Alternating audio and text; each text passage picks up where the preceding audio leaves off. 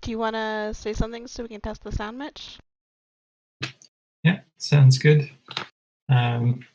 So I just got back from the mail run, got all of our most recent things delivered, and picked up an email that we had. Things seem to have gone out just fine. Okay, you How's sound that? great. Yeah, totally. Also, good to know. Good to know that we got some mail and some things went out in the mail. That's cool. Mm-hmm. Um, yeah, and if you don't mind checking how my sound is Yeah. going. Do So this is the first edition of Community Art Talks at the Whitewater Gallery. Normally, we're playing our current online programming, which is the 2015 reinterpretation of the game's Invaders by Elizabeth LaPonce, which you can check out on our website, whitewatergallery.com. But today we're trying something different. We're streaming live the voice channel in our Discord, which is really exciting. Awesome. Thanks for the thumbs up, Mitch. So anyone who's connected to our Discord can join. If you're interested in joining, Mitch can hook you up with a link. Um, Mhm. we do ask that if you want to join us live on the Twitch and have a conversation about art, that you are respectful, and we will kick you off the menu if you're not. Um, but yeah, there was a lot of the people that I was meeting in the community, because I'm new to North Bay, were really saying that they missed meeting in person and just being able to talk and have conversations. So a lot of the motivation for just spending the last hour of our day, the last hour of our week, hanging out on Twitch is to let people drop by, ask questions, and just have some conversation. Um, yeah, that's my little intro to the Whitewater Gallery's new Friday live stream. And if you're too shy to come on camera, you can also message us in the chat box on Twitch, or you can message us in the chat in Discord.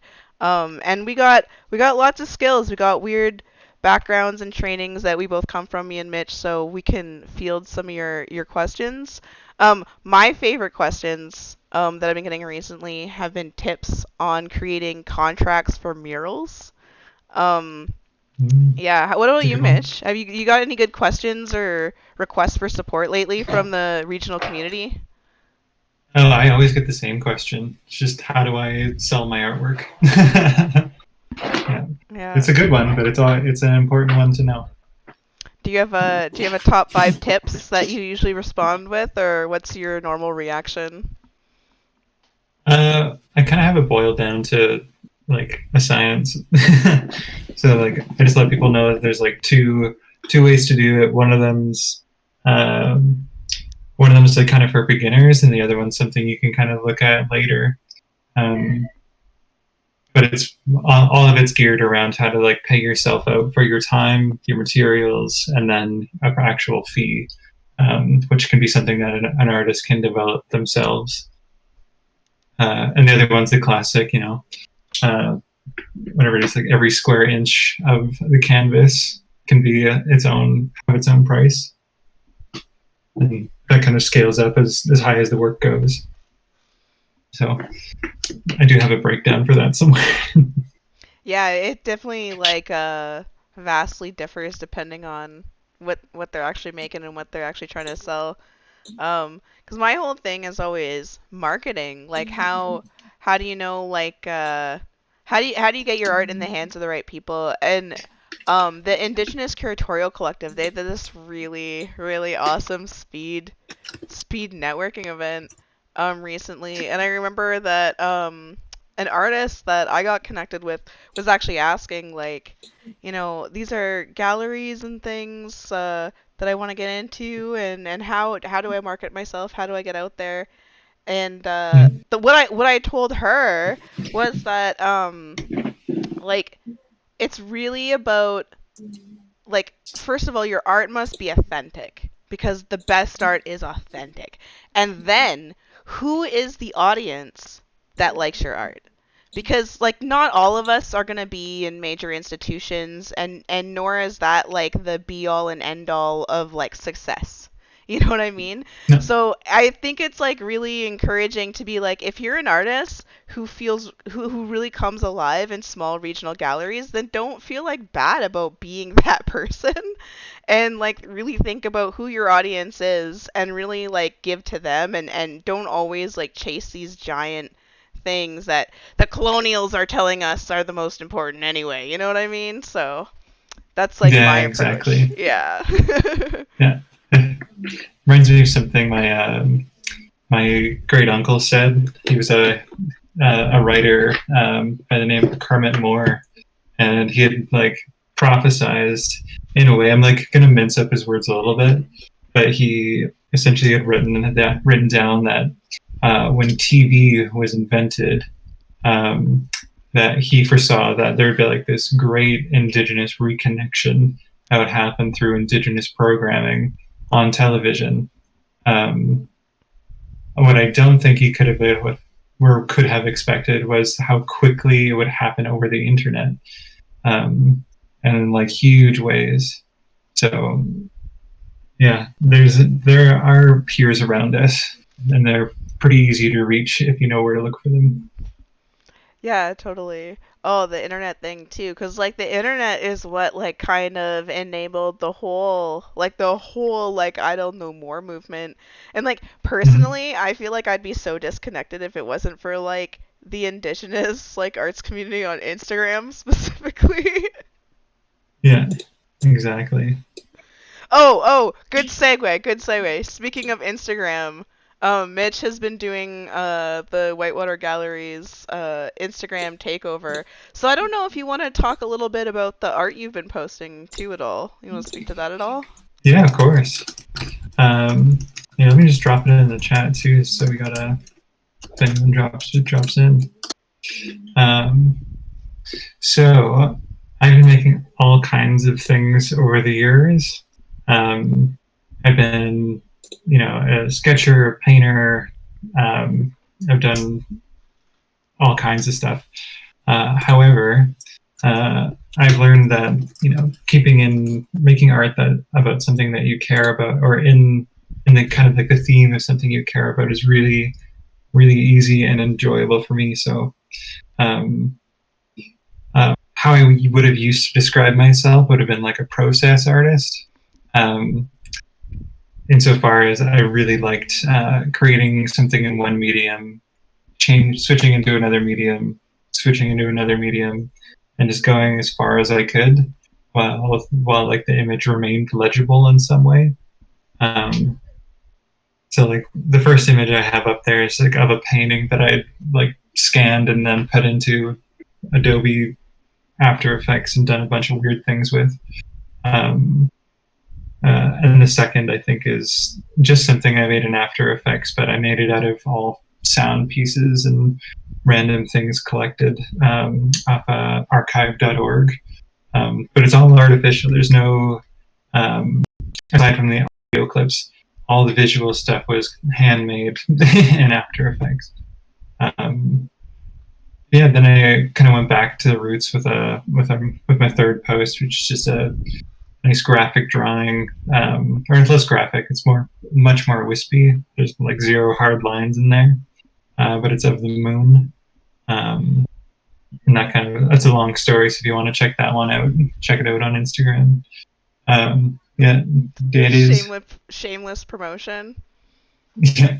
As soon as you started describing the drawing techniques, it actually really drew me in to like examine the marks more. So I'm glad you brought it up. Mm-hmm. Yeah, that's cool. Yeah. And the things I've been interested in were like all over the board. So the next one I posted was like, it's actually, I think it's the 38th, or no, I'm getting it backwards. Or not backwards. It's the 43rd element on the periodic table, which I just got super into science for a little bit. So I made visualizations of every single element all the way up to this one. And that's when I decided I had done enough. Yeah, so I just kind of left myself off on that one. But the one I posted today, it's kind of fun to think about for me. It was it's pixel art. It's a animated pixel art piece about colonization, essentially. So all these, it's a kind of flat landscape, and then all these buildings sort of pop up, and some time goes by, and then eventually they start degrading, and everything kind of starts falling apart, and kind of looking at what could come next after this kind of concrete jungle that's been created all over the place. So, especially after the most recent news up in Canada, thinking about decolonizations and ways that can happen has been a lot. Yeah, and I like the literalness of the dissolving of the buildings. And also, it's just aesthetically quite nice. The last one you just posted, I enjoy that one a lot. Can I tell you a secret? Yes, I mean you're telling me and everyone on Twitch a secret. Okay, I'm gonna tell you the secret to making a really easy animated video and you don't have to have like any skills. That's a good one, yeah. So all I did was jump into a drawing application, which you could do with Paint even, and I drew up all these shapes, did all these things, and the last thing you see is everything kind of blown up. That was the last thing I saw. And I just pulled up my screen recorder, put it over top, press record, and then I just held Control Z the whole time until it brought us all the way back to the square one, and then I just reversed the footage. That's fun. I love all those like technique sharing, especially when it comes to like really DIY animation techniques, because there's this assumption that everyone's kind of using the best technology. And I remember at a studio visit I was doing with another artist, they were asking for some feedback on some animation. I was asking what program they use, and it was like all these random like free apps off the app store, and it's like, yeah, I put it through this one, then I filtered into this one, and like none of them cost any money, and they're kind of junky, and you're probably getting your data stolen by putting your emails in them. You know what I mean? Yeah, exactly. If anyone's super curious, the app I used for this one is it's called, let me just make sure I get it right, Aspirite. Really great for learning how to draw in pixels. It's super accessible. That's um, cool. and looks exactly like Microsoft Paint. Oh, that's just extra funny. Um, what was it? There was a really cool app that I haven't checked out yet that I wanted to. That was kind of within the same realm of like Unity and Blender. In terms of like creating 3D models for digital artists and like having them interact or program them. And it was something that digital artist Quinn Hopkins had turned me on to, and that was it Cinema 4D? Have you ever heard of that one? Mm, no, I haven't. Oh dang! I wish he was online right now because I'd ask him to come talk about it. Um, Mm, but yeah, so that one apparently is supposed to be like really easy to use and really user friendly, but I can't really speak to it personally. right. I'm so looking forward to trying out Blender. I did it one time when I was in school. I was just able to like rip off a like free copy from some sketchy website somewhere, and I got to play around with it for maybe half an hour before like the computer crashed because it was just pulling so much. Oh jeez. It's intense. Yeah, totally. Yeah. Mhm.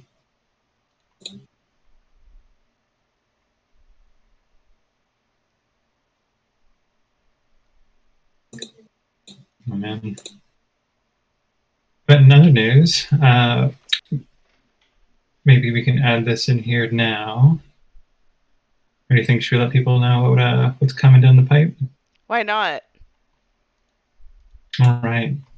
Uh, so in the next few days, folks, not just in North Bay and not just in the general whitewater community, but anyone who has access to the internet will be able to visit our website and check out um, a web-based collaborative experimental documentary film composed by artists that are working at a distance in this year or years almost of in isolation. They've been connecting only through online platforms, and the artists have been sharing each other's lives and experiences. Um, and they've been doing this through, well, they all met inside Zoom chats um, in like conferences and other exhibitions and just got to know each other. And instead of what, we would do regularly, which is go and hang out and, go for a walk or something, what they would do is jump inside of a call, open up Google Maps, and just walk around with each other in their childhood neighborhoods, which I just love.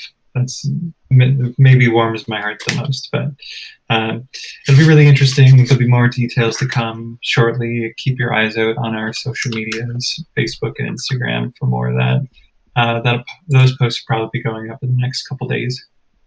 That's so fabulous. I love the idea of it's like a walking tour, but there's like the uncanniness of like not being in each other's physical presence, but still finding a way to share stories with one another. So that's really cool. That's really exciting. Yeah, I'm looking forward to it.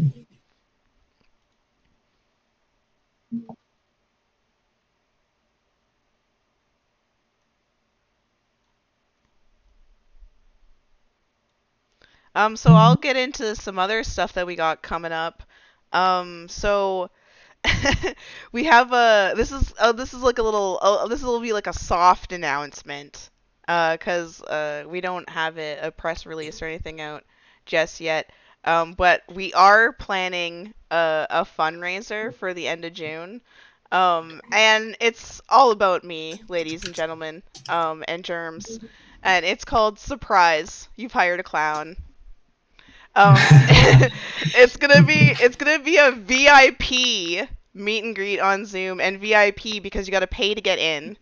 And it's gonna be on June 25th, starting at 7 p.m. It's gonna be really exciting though, because we're gonna have DJs, we're gonna have dancers, we're gonna have sexy auction prizes, and all of these things Ooh. kind of, all these things kind of connect to different stories from my life.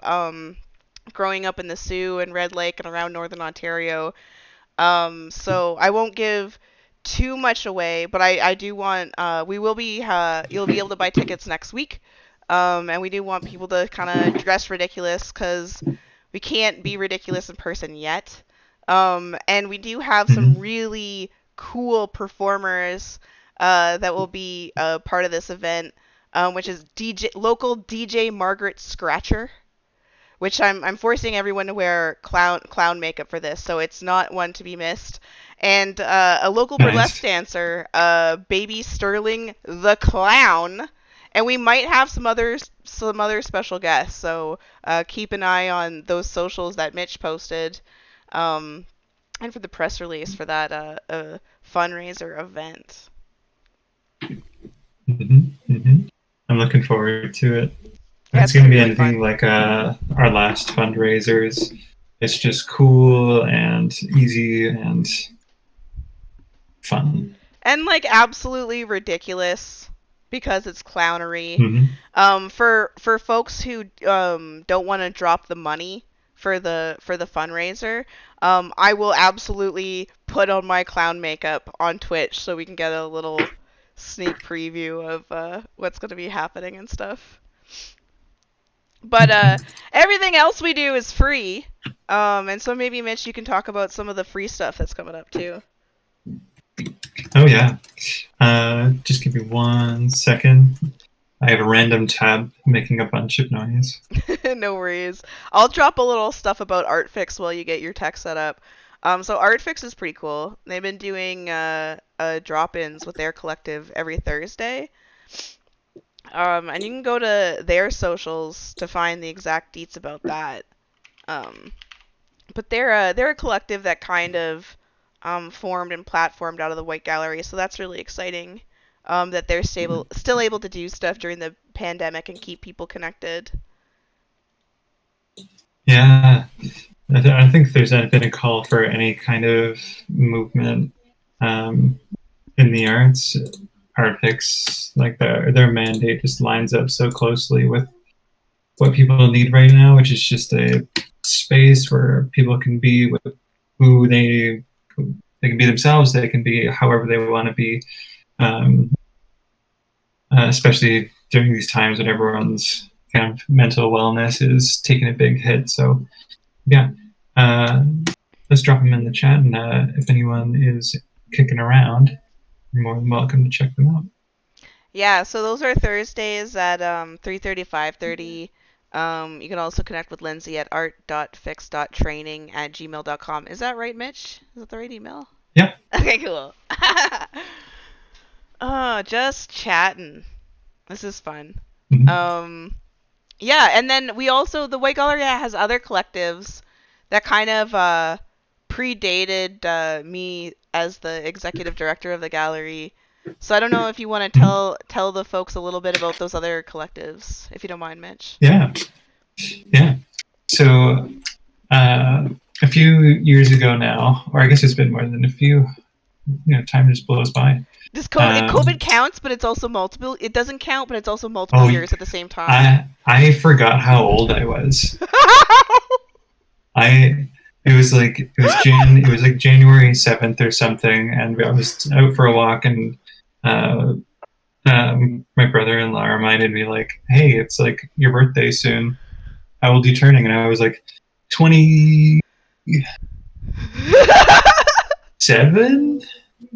and I just totally forgot. I had art. I'm 28 now. The year of COVID robbed me of my 27th year on Earth. I have zero memory That's other amazing. than looking at my computer screens. But yeah, anyway, um, so before all this, and a couple of years before that, uh, another collective sprang out of the Whitewater Gallery. Two of them, in fact. Um, one of them goes uh, by the name the Blackwater Arts Collective, and the other one is the called Akawe Datakoki, which is the first steps translated. Um, but they were kind of run by the same kind of group of kids. Like this is all youth run. When you say So, youth, it's like teenagers, 20-year-olds. oh yeah, teenagers. Oh, right on, cool. Yeah. Well, it started with teenagers, and we got them hooked up with some kind of older facilitation by what we would consider youth now, which is basically under 30. Yeah. Um, so these kids basically started up this thing called the Blackwater Arts Collective, and did a whole bunch of interventions around town and kind of reinterpretations on kind of what you want to call them, like your kind of standard colloquial themes or events. So I remember they, instead of doing like or one of the things they did was do an anti-prom for folks that were graduating high school that year. So instead of doing the kind of standard prom where everyone would kind of come out and get real silly with their chaperones watching on, and so they called it MORP. It was essentially just like a prom, but for queer folks and for like people across the spectrum on like the LGBTQ QS alphabet soup. Everybody. The alphabet, the whole alphabet. Yeah. Also, happy Pride Month, everybody. Yeah, happy Pride Month. And Indigenous Month. Yeah. Yeah, no, they opened up this event, and it was just such a hit. I'd love to bring or find some kids out there that would be happy to bring that up again. Because inside of a high school context, even being yourself when you're that age is tricky. But this idea that it kind of was born out of these kids was just super beautiful. But they didn't just do that. They did all kinds of other kind of installations. They were always active and working on things that were kind of in the moment and doing kind of like reactionary art. But for folks that are in North Bay, if you are downtown and are walking by Cheapskates, you'll see a mural that they worked on together with an artist by the name Boy Roland. In Thunder Bay, right? Yeah. Little cross collabs. Yeah. And they worked together with kind of like another youth mentor from Nipissing University and put together and like it's just a bunch of hands together and they're all holding up a brain, kind of like that elevated knowledge. It was just beautiful. All the hands are different colors. And it was like 100% created by the youth with only some kind of visual coaching by Boy Roland. So even the hands themselves were cut by a youth member with a miter saw, with like just a little bit of coaching, and maybe someone watching very closely. It was me, but that one was amazing. But also that there's another group inside of the Blackwater Arts Collective, which was made up of people with Indigenous heritage or people that were coming from Indigenous communities. And they formed a separate group that could address like these other issues in a good way called the Kawe Dadakoki. And that collective has done a bunch of things, especially along the lines of with like the Missing and Murdered Indigenous Women's Report coming out, as well as just trying to like indigenize downtown North Bay and make it a place that can be more welcoming Do we got for folks that are in town. Sorry to interrupt. Do we got names we can drop? Who are the young leaders who are behind some of these projects? Yeah. I was getting there. Okay, cool. Sorry, I was getting impatient. Yeah, no worries. So the youths had reached out to artist Chief Ladybird and Aura to come down, or I guess to come up from Toronto and Toronto and Rama to teach them how to do a mural and kind of get the process on the go. And it was like a whirlwind project. They were coming off of like a giant mural making tour. We were one of their last stops. And we just like crammed it in like I think one weekend. Got all of the visuals together, got the mural painted, and it was just so lovely for the youth because they got to hang out just like right alongside these two like powerhouse artists. It For was like real, really yeah. special. Yeah. Um, and the mural they made too like has had a lasting impact. I remember when we had put it up, um, like because we were downtown every day, we could see the indigenous presence suddenly kind of begin to gather up around the areas where they could see the mural from, which was something really special. And so I'll be looking forward to whenever Akawe Dadiko can get started up again. So if you're interested, just drop us a line on Instagram, Facebook, whatever thing you're on. If you really want us to, we'll make a TikTok and get weird with you, but we'll figure it I out. love that. Let's get weird. And another really weird and just like magical circumstance that I want to offer to that collective is that the Whitewater Gallery got donated a number of tarot cards. Would you believe it? Two decks made by legendary garage rock musician King Khan. His name's Erish. He's really nice. But he wanted to pass out. Here, I got a copy of the deck. I'll show you. The Dots and Feathers deck to any local Indigenous youth that want a copy. And anyone that wants to come and learn with Erish how to use the cards as a self help and reflection tool. So they're really beautiful. They were made in consultation with 8 different Indigenous communities. I got them all upside down. Um, so, if any youth are interested in hanging out with some old punks and learning about self help tarot, we're going to be doing some weird stuff at the Whitewater Gallery coming up. Yeah, I'm super looking forward to it. It's been so long without touching base with people in like that kind of way. So even like doing these Twitch streams, I think is going to be super neat. Yeah, and it was really because like the arts community was saying like we're really lonely, we're really isolated. A lot of events like aren't coming on anymore and we want to connect. And yeah, that's also been outside of the arts community like who's had access to ceremony. Like there's some stuff that's been translatable to Zoom and some things that we can do small and in person or socially distanced. But it's just it's like it's time, It's like the first week of June. We're supposed to be getting together, so um let's do some self-help while there's nothing else we can do. Um Yeah. and we got a few youth that are really interested in learning how to reflect using these images.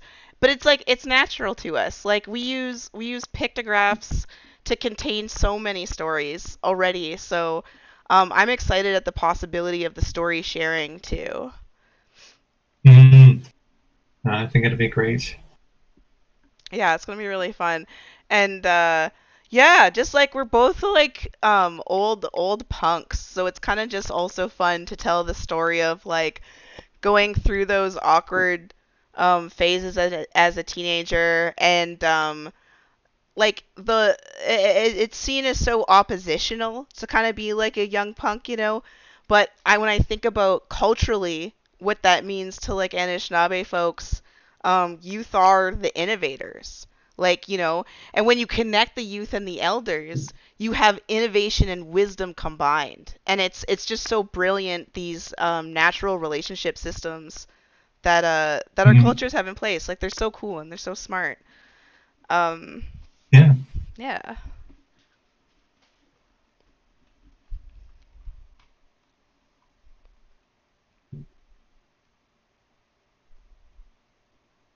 Oh man. So I pull one of these cards like every morning for myself to look at.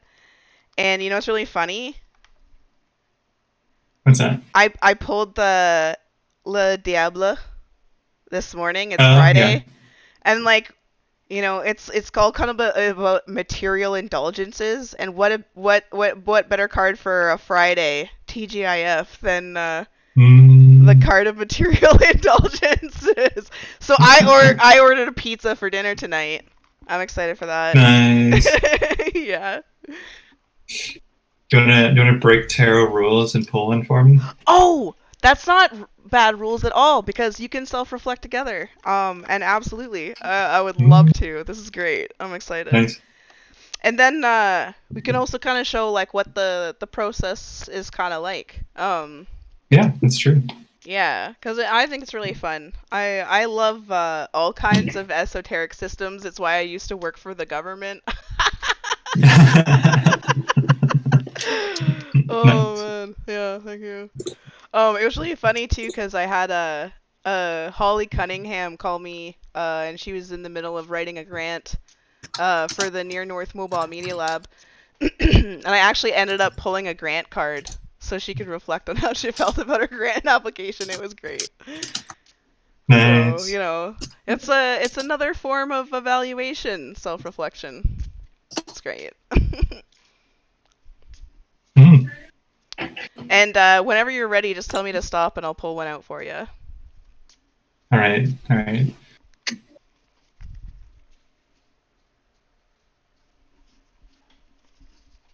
Pull. Okay. Oh, this is one of my favorite cards, actually. Oh, that's Oh so yeah. sick. Yeah, because it's the moon. No way.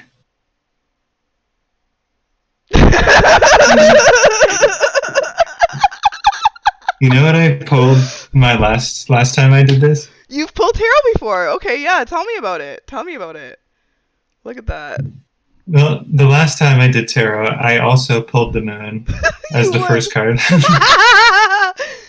And that's and No oh, way. that's so cool. Well, that's the thing. And what's really funny is sometimes like certain people you just see the same card over and over again sometimes because you got connections to Yeah. things for some reason. So that's Well, that's cool. spooky.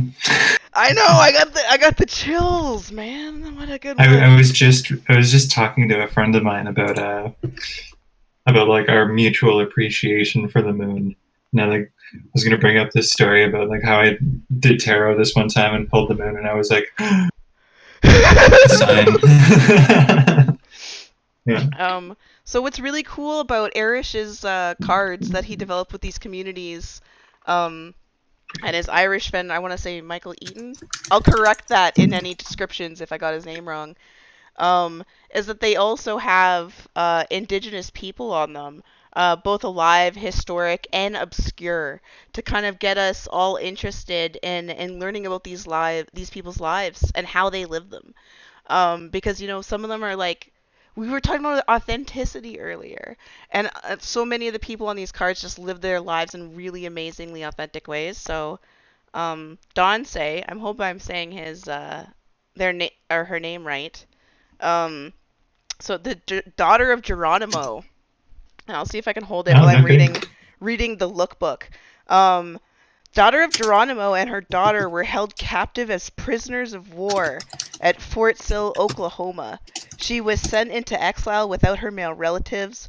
All her children died before reaching the age of 18. She is chosen as the moon because of the deep sadness she faced all of her life. Um, Mm, and it's so like yeah, there's connections to like the emotional qualities of the moon, and also like mysteries and hidden enemies. There's lots of really interesting interpretations through the classical interpretations of the card. And oh yeah. I'm a noob, so I'm very likely to make a lot of mistakes. But I'm slowly trying to get trained in this stuff. I'll hopefully know more Mm, about that. But what I think also is really cool is even if you don't know anything at all whatsoever about the original tarot, you yourself as a human can look at it and see, the wolves howling, the tears rolling down her face, the lobster and the two teepees, and you can kind of like think about how those things make you feel and what it means to you regardless of anything else at all. right, right. So it's pretty cool. God, that's so wild. Yeah. I can't I'm believe we I'm pulled gonna that have for to you. like pull this. I'm gonna have to like grab that clip and show it to my friend because wow.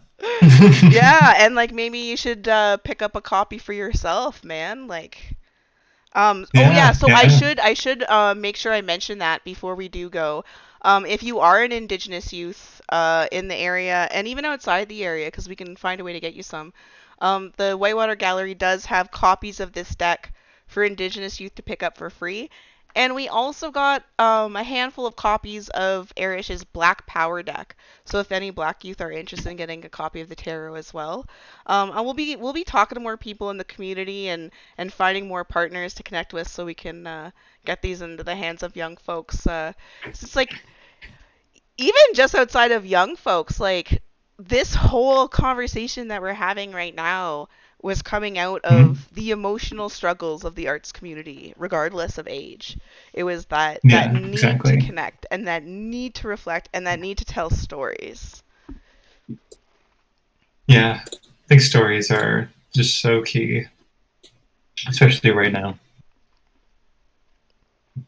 Totally.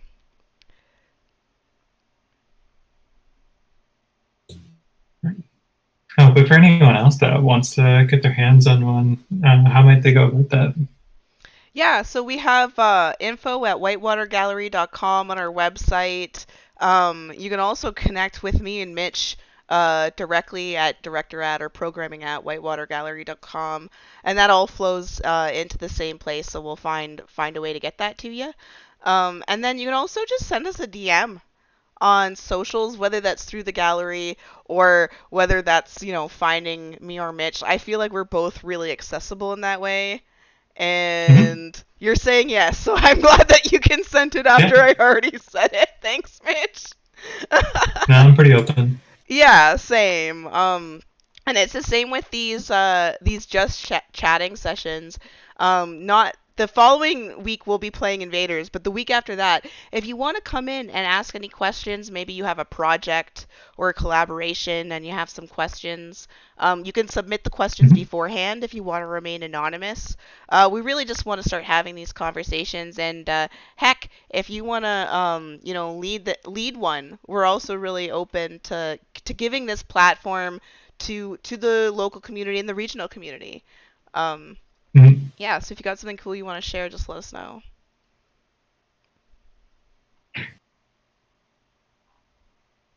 So All as we right. wrap up and go relax this Friday evening, is there anything else you wanted to remind our folks in North Bay and Nipissing about? Mhm. Yeah, so keep your eyes open for uh, some upcoming posts on our social media and our website for upcoming programming that'll be rolling out in the next couple days. Really excited about it. It'll be happening online, so no need to leave the house just yet. Still waiting for Ontario to figure things out um, as far as ability and mobility goes. So keep you guys posted. Other than that, we are always open for donations. And last but not least, for folks that are in Ontario, um, we'll be uh, working with partners soon for an upcoming workshop that'll be looking at how to get exhibition assistance if you're an artist in our zone. But the application is the same across Ontario. So while we might be more used to answering questions from artists that are up in zone number 5, if you're from Southern Ontario or somewhere else, we'll probably be able to answer a couple of questions. But we're still sorting out dates for that one, so just keep your eyes peeled. Yeah, thanks so much for reminding us of that, Mitch. That's with our buddies from the Ontario Arts Council. And yeah, especially if you're from the Northwest, they want to get more applications. They want to give more money to the Northwest of Ontario. So thanks for reminding us, Mm-hmm. Mitch. And thanks for having talks with me this Friday afternoon. And I hope you have a great weekend. And I'll see you at work on Monday. Monday. Yeah, yeah. Okay. I will see you then. See ya. Yeah. Bye, everyone.